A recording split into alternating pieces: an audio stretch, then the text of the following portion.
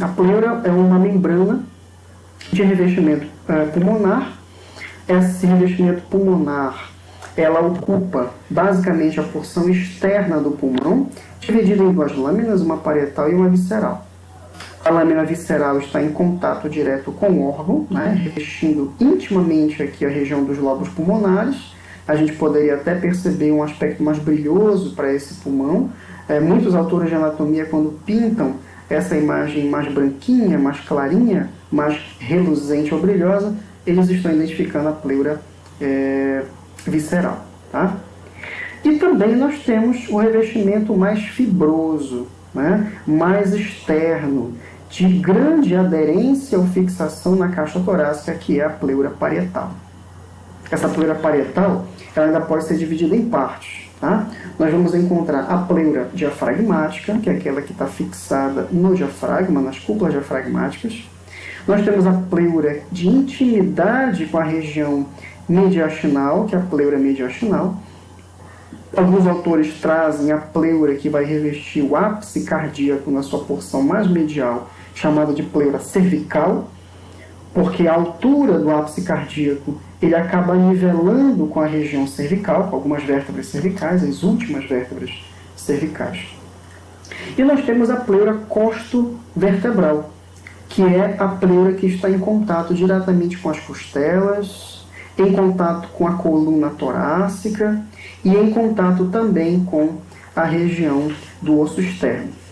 Tá? Então, a gente pode dividir essa pleura parietal em algumas formas, né? A pleura mediastinal, a pleura costo-vertebral, a pleura diafragmática, né? E a pleura cervical. Tá? Olhando essa distribuição pleural, a gente tem essa noção de que a pleura parietal, né, que está pintadinha aqui em azul, ela acaba tendo uma expansão maior do que o próprio tamanho do pulmão, né?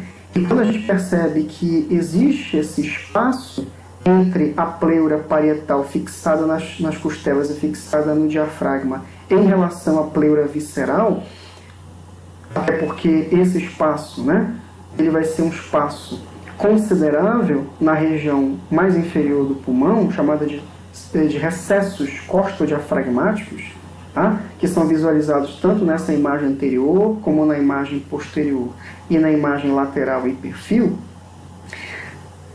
Através desses espaços, nós temos a grande possibilidade de expansão do próprio pulmão durante a fase inspiratória. Então, através desse espaçamento, a mobilidade torácica ela é permitida, inclusive por conta da capacidade de ampliação pulmonar, ocupando, então, durante a fase inspiratória, grande parte desse espaço, desse recesso que é deixado anatomicamente, né? A gente percebe que é uma característica anatômica normal. Tá? A pleura parietal, então, aqui se mostrando, recobrindo uma parte do externo. Tá? Então, é a pleura costo-vertebral, né? Com as suas projeções mais anteriores, e também fixações nas costelas e na coluna vertebral. Tá? Então, a gente percebe aí várias projeções desse recesso, né, que recesso representa para nós um espaço. Tá? Tanto o recesso costo-diafragmático, né, como o recesso costo-mediastinal. Tá? Um espaço que a gente vai encontrar aí entre a região do mediastino e a própria pleura. Tá? Então esse espaço é bastante considerável aqui. Muito bem. Em relação à drenagem linfática pleural, nós devemos perceber que a árvore traqueobrônquica ela é toda dotada, ela é toda preenchida de linfonodos. Tá? Esses linfonodos vão preencher a região traqueal, a região bronquial. Nós vamos encontrar linfonodos que ficam na divisão desses brônquios, né? Que já são os brônquios lobares.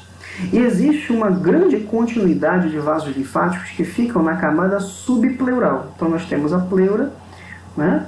A pleura parietal, nós temos a pleura visceral, e no espaço subpleural, ou seja, abaixo da pleura parietal, na verdade com intimidade em relação à pleura visceral, tá? Nós temos vasos linfáticos que vão ser atravessados aqui, né, nesse espaço e nesse complexo subpleural, drenando essa linfa diretamente para os linfonodos broncopulmonares. Então, a linfa trazida pelos vasos linfáticos subpleurais, elas vão seguir na direção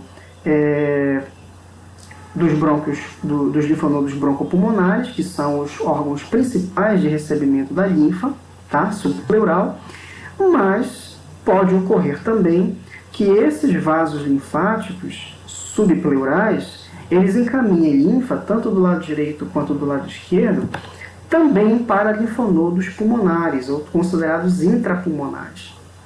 Então, é bem percebido que os broncopulmonares, eles recebem linfa da camada subpleural, mas pode ocorrer também, né, pode não, ocorre também, que essa linfa da região pulmonar e parte da região subpleural, né, ela seja encaminhada para os linfonodos intrapulmonares. Esses linfonodos intrapulmonares, eles drenam linfa para os linfonodos traqueobronquiais, que estão localizados na transição entre o final da traqueia e os brônquios principais. Então, nós vamos ter linfonodos traqueobronquiais superiores, né, tanto do lado direito quanto do lado esquerdo, tá? E também nós vamos encontrar linfonodos traqueobrônquicos inferiores, ou também chamados de carinais. Então a gente vai ter aqui esse complexo linfonodal, recebendo a linfa da região subpleural e também pulmonar, levando para os linfonodos intrapulmonares, que vão levar para os linfonodos traqueobronquiais superiores. Da mesma forma que os linfonodos pulmonares os linfonodos intrapulmonares vão drenar linfa, podem drenar linfa, né, para os linfonodos traqueobronquiais inferiores, que drenam a linfa para os linfonodos traqueobronquiais superiores. A ideia é que essa linfa, então, recebida do espaço subpleural, né, dos vasos linfáticos subpleurais, encaminhados para os linfonodos broncopulmonares, e desses broncopulmonares, podendo também ter recebido linfa dos linfonodos intrapulmonares e até mesmo dos traqueobronquiais inferiores, essa linfa, então, seja levada de todos esses linfonodos para vias mais superiores, como os linfonodos traqueobronquiais superiores. E daí, os linfonodos traqueobronquiais superiores drenam a linfa para o tronco broncomediastinal, seja do lado direito, seja do lado esquerdo. E aí essa relação de troncos broncomediastinais será o encaminhamento da linfa para os principais ductos que ficam na região torácica. Se for do lado direito, esse tronco broncomediastinal direito vai levar a linfa para o principal vaso do lado direito, que é o ducto linfático direito. E do lado esquerdo, nós vamos ter a linfa sendo encaminhada pelo tronco broncomediastinal esquerdo para o ducto torácico.